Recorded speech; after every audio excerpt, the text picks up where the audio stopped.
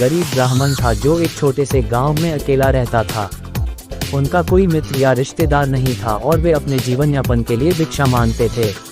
वह एक कंजूस भी था और भिक्षा के रूप में उसे जो भी थोड़ा भोजन मिलता था उसे एक मिट्टी के बर्तन में रखता था, जिसे वह अपने बिस्तर के पास लटका देता था।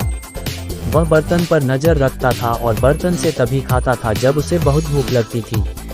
एक दिन उसे बड़ी मात्रा में चावल का दलिया मिला। उसने अपना बर्तन चावल के दलिया से भर लिया और बचा हुआ चावल खा लिया। वह अपना घड़ा पूरा पाकर बहुत खुश था। वह अपने बिस्तर पर जागते हुए अपनी आंखें बर्तन से नहीं हटा सका।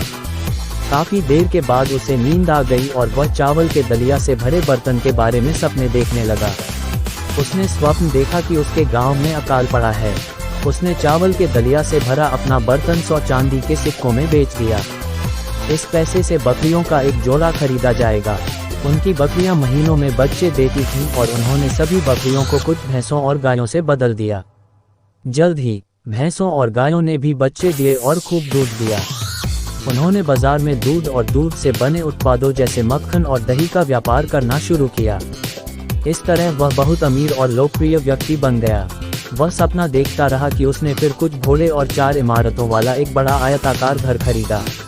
वह लोकप्रिय हो गया और एक अन्य धनी ब्राह्मण इतना प्रभावित हुआ कि उसने अपनी सुंदर बेटी से विवाह की पेशकश की।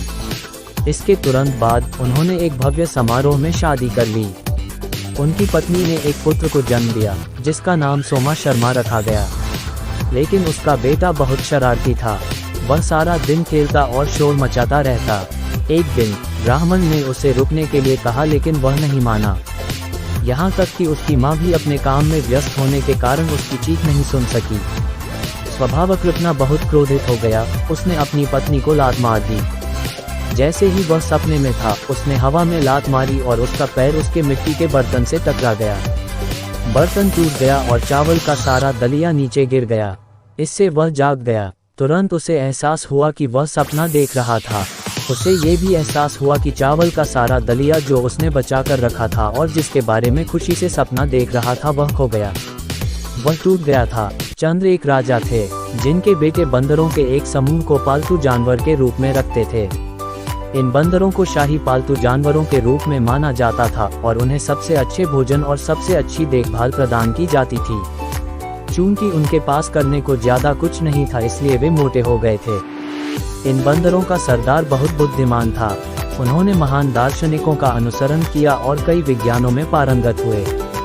वह हमेशा दूसरे बंदरों को सिखाने की कोशिश करते थे, लेकिन वे अपनी विलासितापूर्ण जिंदगी में इतने खो गए थे कि उनकी अधिकांश शिक्षाओं का पालन नहीं कर पाते थे।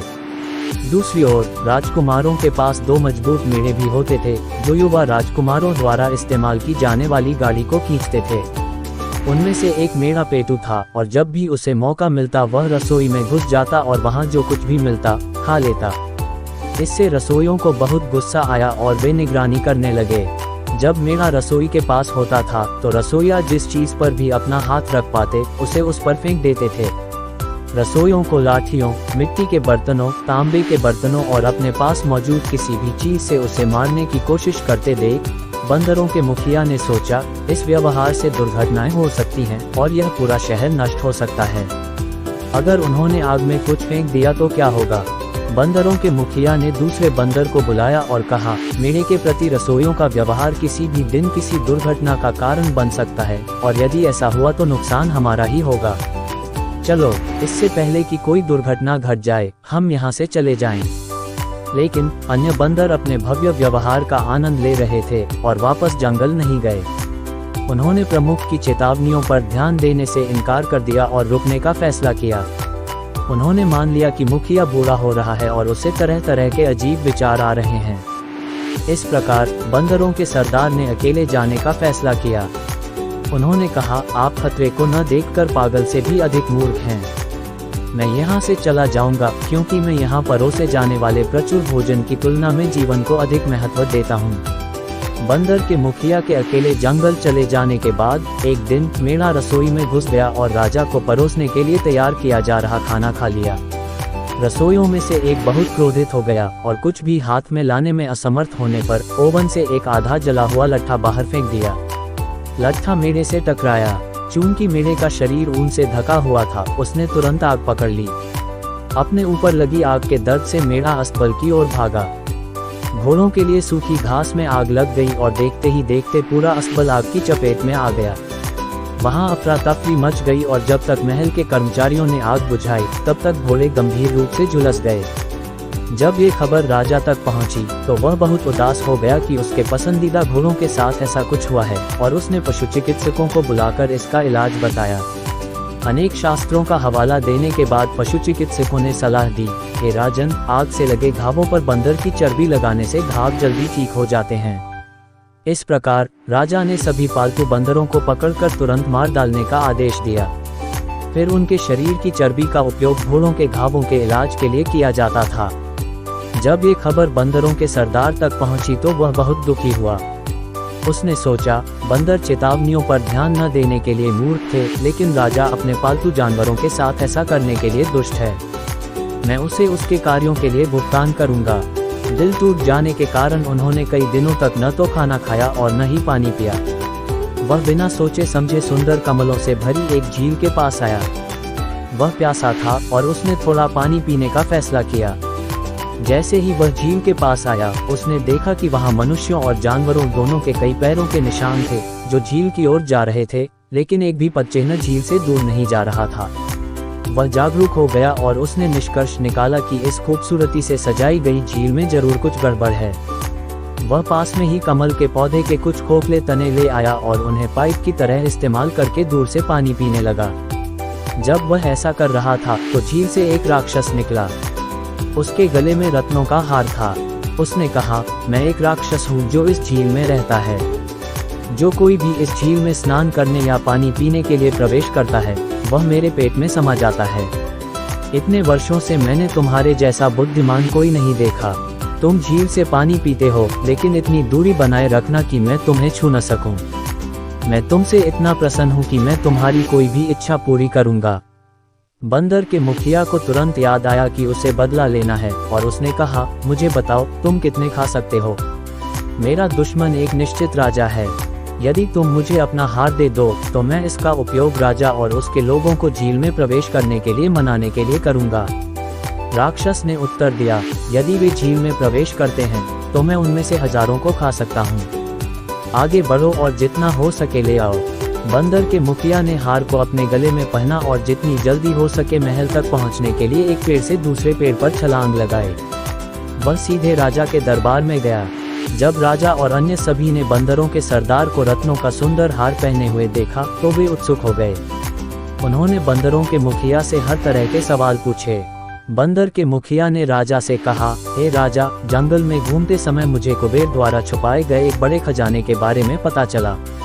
ये गुप्त रूप से एक झील के अंदर छिपा हुआ है।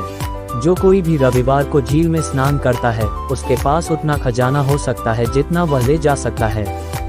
यह हार वहाँ के अन्य खजानों की तुलना में कुछ भी नहीं है।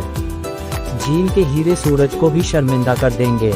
जब राजा ने ये सुना तो उसने कहा, हे वानर सरदार, यदि यह झील वास्तव में मौजूद है तो कृपया हमें इसमें ले चलो। मैं स्वयं इसे देखने आऊँगा और महल में सभी को अपने साथ भी लाऊंगा। ये निर्णय लिया गया और अगले रविवार की सुबह राजा और बंदरों का सरदार जंगल के अंदर यात्रा करने के लिए निकले। राजकुमारों, रानियों, मंत्रियों, घरेलू कर्मचारियों और महल के बाकी सभी लोगों ने उनका अनुसरण किया। जब वे उस स्थान पर पहुंचे तो कमल से भरी झील को देखकर हर कोई आश्चर्यचकित रह गया। बंदरों के सरदार ने कहा, सभी को एक ही समय में झील में प्रवेश करना चाहिए, अन्यथा केवल पहले कुछ लोगों को ही आशीर्वाद मिलेगा। जहां तक आपकी बात है मेरे राजा, आपको इंतजार करना चाहिए। उनके झील में जाने के बाद मैं आपको झील में प्रवेश करने के लिए एक विशेष स्थान दिखाऊंगा। लालची राजा और बाकी सभी लोग उसके निर्देशों का पालन करते हुए झील में उतर गए। एक एक करके वे गायब होने लगे। राजा उत्सुकता से उनके खजाने के साथ लौटने का इंतजार करता रहा। जब बहुत देर तक उसके लोग और रिश्तेदार झील से बाहर नहीं आए तो राजा ने पूछा, हे वानर सरदार, वे बाहर क्यों नहीं आते? ऐसा क्यों है कि उन्हें इतना समय लग गया? बंदरों का मुखिया एक पेड़ की चोटी पर कूद गया और उत्तर दिया, हे दुष्ट राजा, इसी झील में एक राक्षस रहता है जिसने आपके सभी दरबारियों और रिश्तेदारों को खा लिया है। जैसे आपने मेरे परिवार को मार डाला वैसे ही मैंने भी अब आपके पूरे परिवार को मार डाला है। शास्त्र कहते हैं, बुरे काम के लिए बुराई करना पाप नहीं है। उसने आगे कहा, मैंने तुम्हें बचाया है, क्योंकि तुम एक समय मेरे स्वामी थे। तुम अपने महल में खाली हाथ और अकेले लौट सकते हो। इस प्रकार राजा अपने सभी रिश्तेदारों और घर के सदस्यों को खोने के बाद अपने महल में लौट आया, जबकि बंदरों के प्रमुख ने अपना बदला लिया था।